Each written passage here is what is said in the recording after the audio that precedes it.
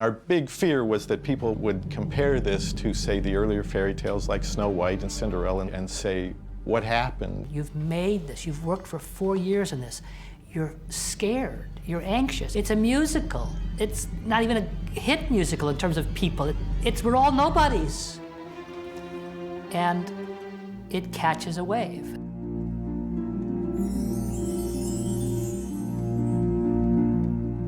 We had this first preview at the AMC Burbank of the unfinished movie, and the numbers were through the roof.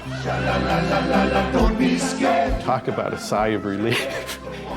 Kiss the girl. Because the adult numbers were so high, Jeffrey thought, let's try this with an all-adult audience. We've never done that. And that went really amazingly well, such that I do remember Jeffrey walking out after that screening just like, wow, like this is a whole new world for him. But he was sort of like, how do we market this movie? The marketing of these films became an enterprise unto itself. And the guy who was just an awesome leader in that regard was Dick Cook.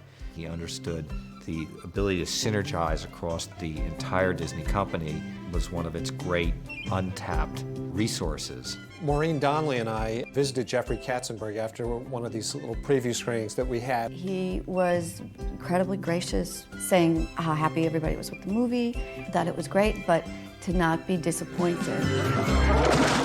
He said, you know, it's not going to do as well as Oliver did because that's a boys' movie, and it's the same way in live action. Guys' movies do better than women's movies. It's just the way it is. And I had never even thought of it as being a girls' movie. I just think if it's engaging, I would think it could transcend gender lines, and in fact it did. And I remember actually getting into a discussion with one of the storymen where we talked about, is it possible for a Disney animated movie actually to say, make $100 million? Doing a movie that's really there, it's like catching lightning in a bottle. You just don't know, you never know. It opened in November of '89. I forget what the opening weekend was, but it was good. The usual art, you open and then everything's downhill from that first weekend. But Mermaid just stayed. It just kept playing and playing and playing and playing and playing and playing.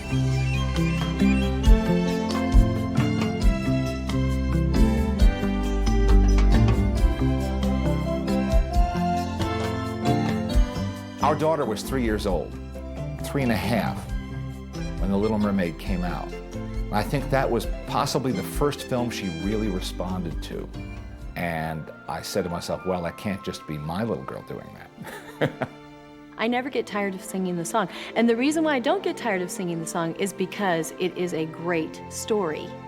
I sing it to my daughter. She'll ask me to sing it probably every other night. Let me sing Mermaid. Wandering free, wish I could be part of that world. When people talk about adults going to these movies, it's good enough to go to even if you don't go with a kid.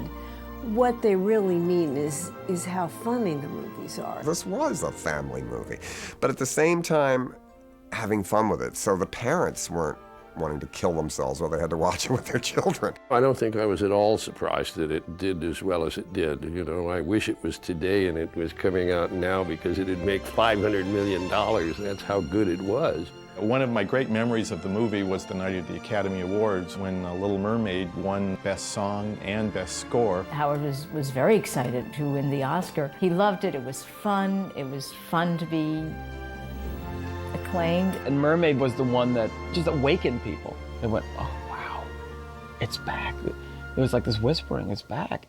You hope that what engaged you and moved you and excited you will move other people as well. And when it works at its best, that's what happens.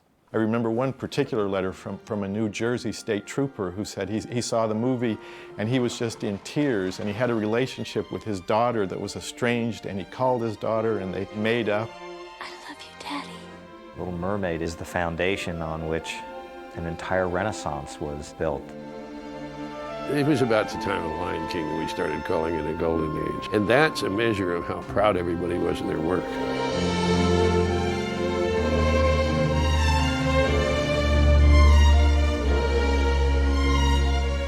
Sometimes if you take out one element in a time frame, everything else collapses too. The Black Cauldron served its purpose. There was good work done in Oliver and Company and The Great Mouse Detective. But when Little Mermaid came along, it was the right film at the right time, and it really did turn everything around. I don't know when, I don't know how, but I know something's starting right now. Watch and you'll see.